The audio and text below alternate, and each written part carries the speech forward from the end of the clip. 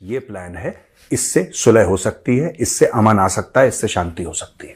आपको यह पता है कि कई समय से रूस जो है यूक्रेन की जमीन घेरा हुआ है और रूस उस जमीन को छोड़ने का नाम नहीं ले रहा।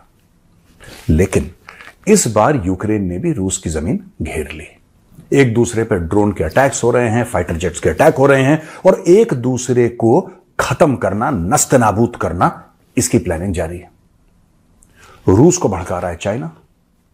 चाइना कह रहा है पैसे ले लो, चाइना कह रहा है क्रिटिकल टेक्नोलॉजीज ले लो, बैलिस्टिक मिसाइल के पार्ट चाहिए, क्रूज मिसाइल के पार्ट चाहिए, चिंता मत करो, हम इस दरवाजे से तुम्हें दे देंगे, तुम बोलना मत किसी को।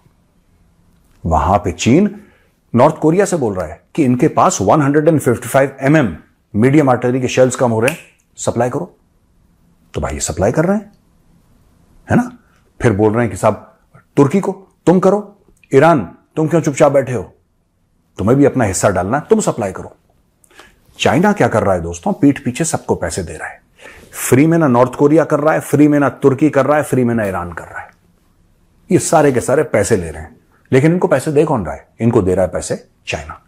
यानी कि चाइना फंड कर रहा है इस वॉर को और चाइना लगातार दर लगातार फंड कर रहा है इस वॉर को। दोस्तों श्री अजीत डोभाल जी गए हैं वहां पे। इसके पहले वो क्यों गए हैं, इसके पहले आपको ये बैकग्राउंड जानना जरूरी है कि चाइना फंड क्यों कर रहा है वॉर को और चाइना की ऐसी कौन सी बात है, राइट, अगर जो हटा दी जाए तो चाइना एक्सपोज हो जाएगा सबके सामने। मैं आपको बताता हूं दोस्तों, अफगानिस्तान से जब अमेरिकन फोर्सेस हटे थे तो उनका एक मूल कारण था हटने। ये नहीं कि वो लड़ाई हार गए थे या तालिबान ने उनको लड़ाई हरा दी, वो तो एक कॉन्ट्रैक्ट के तहत, एक अग्रीमेंट के तहत बाहर आए थे।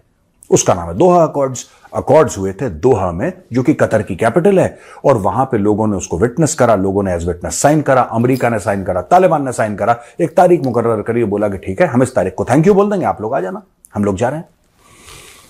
कई लोग कहते हैं कि तालिबान ने अमेरिकन को हरा दिया। नहीं, that's not the case, that is certainly not the case, certainly not the case. तो अमेरिकन गए क्यों वहां से? अमेरिकन अफगानिस्तान से क्यों गए, उसका डायरेक्ट रिलेशन है कि अजीत डोभाल साहब मॉस्को क्यों पहुंचे।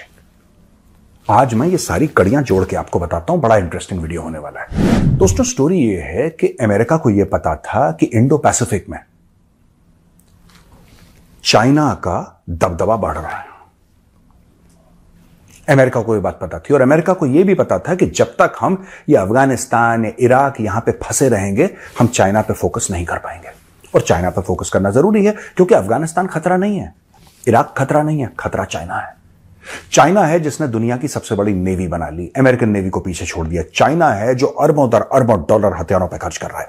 चाइना है जो इस तरीके से 5th जनरेशन फाइटर एयरक्राफ्ट बनाता है, आप समझो जैसे कि हलवाई को मिठाई बना रहा हो।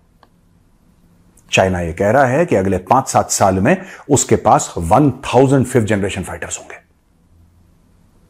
तो आप समझ लीजिए कि चाइना को कंट्रोल करना जरूरी है।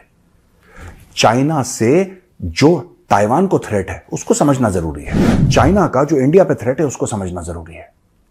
चाइना जो जापान को, फिलीपींस को, इंडोनेशिया को, ऑस्ट्रेलिया को, हर एक देश को थ्रेटन कर रहा है, वो समझना जरूरी है। अब ये समझेंगे कैसे? ये समझेंगे ऐसे कि जब आप अफगानिस्तान से निकलेंगे, जब आप इराक से निकलेंगे, जब आप सीरिया से निकलेंगे, जब आप यमन से निकलेंगे, जब आप हर जगह से निकल जाएंगे, बिल्कुल निकल जाएंगे आप, उसके बाद आपका दिमाग सेंटर में आएगा। और जब आपका दिमाग सेंटर में आएगा, आप सारे पैसे, सारा बजट, सारी एनर्जी, सारी अपनी नेशनल सिक्योरिटी फिलॉसफी फिर आप चाइना पे लगाएंगे और आप चाइना को कंट्रोल करेंगे। यह बात थी। यह बात अमेरिका ने शुरू भी कर दी करना। आपको पता है अपनी फोर्सेस दुनिया भर से अमेरिका ने हटाई और अफगानिस्तान को थैंक यू बोला। दोहा अकॉर्ड साइन हुए, तालिबान आया, अमेरिका चला गया। अमेरिका इसलिए गया क्योंकि वो चाइना को कंट्रोल करना चाह रहा था और उसको दोनों बाजू अपने खाली चाहिए थे। वहां पे डोनाल्ड ट्रंप आते हैं और डोनाल्ड ट्रंप ये कहते हैं साहब कि हम ना अब्राहम अकॉर्ड साइन करेंगे। ठीक है, अब्राहम अकॉर्ड्स क्या थे? अब्राहम अकॉर्ड्स, अब्राहम अकॉर्ड्स, और ये पहले की बात है। अब्राहम अकॉर्ड्स ये अकॉर्ड्स थे कि अब्राहमिक रिलीजन 3 हैं, इस्लाम, क्रिश्चियनिटी, जुडाइज्म, राइट।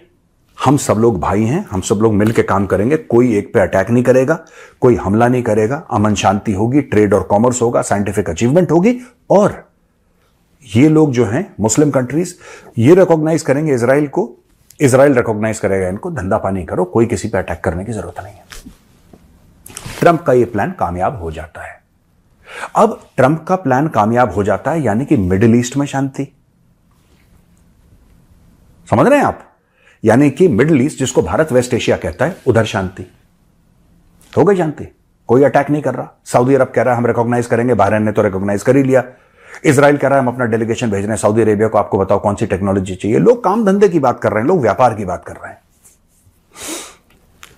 बीच में आपका अफगानिस्तान का भी मैटर सेटल हो गया, अमेरिकन फोर्सेस वहां से हट गई। सारा इलाके का जो टेम्परेचर बढ़ा हुआ था वो टेम्परेचर धीरे धीरे धीरे धीरे शांत हो गया। और इससे सबसे बड़ा खतरा हुआ चाइना को दोस्तों। और चाइना को यह खतरा हुआ कि जब सब शांत हो गए तो इसका मतलब अमेरिका और नेटो अब हमारी ओर देखेंगे। बहुत जरूरी है कि इस इलाके में, इस खित्ते में दोबारा आग लगा दो। किसी ने किसी को फोन करा, बीजिंग से तेहरान फोन आया, तेहरान से वो फोन गया गाजा पट्टी, फिर कहीं गया, कहीं 4-5 लोगों के बीच में प्लानिंग हुई। 7 अक्टूबर को हमला हो गया इजराइल के ऊपर। ये जानते हुए कि इजराइल के ऊपर हमला होगा, इजराइल पलटवार करेगा। ऐसा हो नहीं सकता यार, ऐसा हो नहीं सकता कि आप इजराइल को पत्थर फेंको और वो पहाड़ ना फेंके। ऐसा हुआ नहीं है इतिहास में। इनको पता था, दे न्यू फुली वेल कि इजराइल वापस भयानक पलटवार करेगा, और वही चाहते थे। इन्होंने अटैक करवाया, पलटवार हुआ, दोबारा उस एरिया में आग लग गई। और अब्राहम अकॉर्ड्स, जो कि डोनाल्ड ट्रंप ने इतनी मेहनत से बनाए थे कि सब लोग अमन शांति से भाईचारे से रहेंगे, वो फूक गए, उसमें आग लग गई। यहां पे ऑलरेडी 2 साल पहले जो रूस था वो यूक्रेन के अंदर घुस चुका था। तो जो अमेरिका अफगानिस्तान से निकला और मिडिल ईस्ट से निकला, 2 जगह से निकला, वो वापस 2 जगह और फंस गया, यानी कि वापस मिडिल ईस्ट में फंस गया, और अफगानिस्तान की जगह वो रूस और यूक्रेन में फंस गया। ये सारे चैप्टर में चाइना बच गया। यानी कि अमेरिका की जो नेशनल सिक्योरिटी फिलॉसफी थी, जो उनका नेशनल सिक्योरिटी डॉक्ट्रिन था, जो ये कहता था कि प्राइमरी एनिमी हमारा चाइना है, प्राइमरी नेशनल सिक्योरिटी थ्रेट हमारा चाइना है। चाइना, अब दोनों हाथ उसके बंद गए अमेरिका के दोबारा, जो इतने सालों से बंधे हुए थे दोबारा उसके हाथ बंद गए, और यानी कि चाइना को खुली छूट मिल गई। अब देखिए, चाइना कहीं लड़ाई नहीं कर रहा, चाइना के पैसे कहीं खर्च नहीं हो रहे, चाइना के फौजी कहीं मर नहीं रहे, चाइना को कुछ नहीं हो रहा। चाइना चुपचाप बैठा है। चाइना अपनी इकोनॉमी ठीक करने की कोशिश कर रहा है, जिसको कोविड के बाद बहुत बुरी लात पड़ी थी पेट पे। जय हिंद दोस्तों, स्वागत है आप सभी का हमारे चैनल पर। कल अजीत डोभाल साहब मिले राष्ट्रपति पुतिन से। वहां पर उन्होंने प्रधानमंत्री मोदी के यूक्रेन दौरे के बारे में जानकारी दी। तो उधर पुतिन साहब ने भी कहा कि वो अपने दोस्त प्रधानमंत्री मोदी से मिलना चाहते हैं और जल्द ही जल्द मीटिंग करवाई जाए। बात यह है कि एक तरफ भारत है, वो कोशिश कर रहा है कि यूक्रेन और रशिया का जो युद्ध है वो ख़त्म हो जाए, क्योंकि इसके कई नतीजे जो हैं वो आने वाले समय में झेलने पड़ेंगे। यहाँ तक कि सिर्फ ऐसा नहीं कि कोई एक देश को, पूरी दुनिया को झेलने पड़ेंगे। जाहिर सी बात है, कोशिशें जो हैं वो, भारत ही एक ऐसा देश है जो इस तरह की कोशिशें कर रहा है कि दोनों देशों के बीच में शांति स्थापित हो जाए।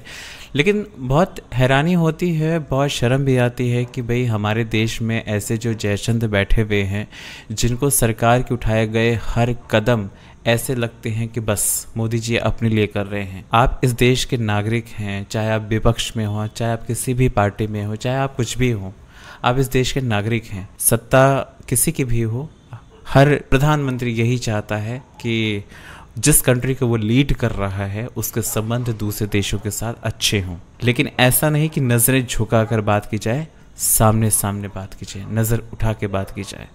लेकिन हमारे देश के जो जयचंद हैं उनको हर एक चीज़ में कमी निकालने की आदत होती है। और यही चीज़ अभी फ़िलहाल जो अजीत डोभाल साहब मिले रशिया के राष्ट्रपति से, हालांकि बहुत अक्सर कम होता है कि जब कोई भी विदेश मंत्री हो या NSA हो वो डायरेक्टली राष्ट्रपति से मिले रशिया के, ऐसा बहुत रेयर केस में होता है। बट जो इस वक्त ज़रूरत है रशिया को भी, और भारत जिस तरह से मीडिएटर बना हुआ है, तो ये मीटिंग बनती थी। लेकिन इसमें भी लोगों को तकलीफ़ है।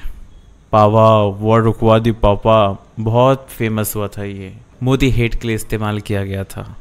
आज मोदी वही कोशिशें कर रहे हैं कि रशिया और यूक्रेन का युद्ध रुक जाए, क्योंकि इससे भारत पर बहुत नेगेटिव इम्पैक्ट आने वाले वर्षों में पड़ेगा, जैसा कि मेजर साहब ने आपको समझाया कि इसकी क्यों ऐसा है।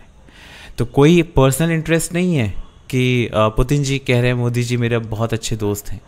नो डाउट दो देशों के जो लीडर्स हैं जब वो आपस में मिलते हैं तो एक बॉन्डिंग बनती है, और वो बॉन्डिंग बनानी पड़ती है, फॉर्मेलिटी नहीं होती है कि हाथ जोड़कर जाकर वहाँ पे खड़े हो जाओ और अपनी प्रेजेंस दे दो, जैसा कि पिछले सरकारों में होता था। बहुत सी चीज़ें करनी पड़ती है। आपने देखा होगा यूक्रेन के जो राष्ट्रपति हैं जेलेंस्की, उनके ऊपर प्रधानमंत्री मोदी ने जब कंधे पर हाथ रखा तो एक खबर बन गई थी। तो एक कहते हैं ना कि आप लीडर्स ज़रूर हैं, लेकिन आप कितना अपनापन उससे दिखाते हैं, जताते हैं, उसका भी एक असर पड़ता है। लेकिन जयचंदों को शायद ये सब समझ में नहीं आएगा। आपको क्या लगता है कमेंट करके बताएं। चैनल पर अगर नए हैं तो चैनल को सब्सक्राइब करें, इस वीडियो को लाइक करें और शेयर करें।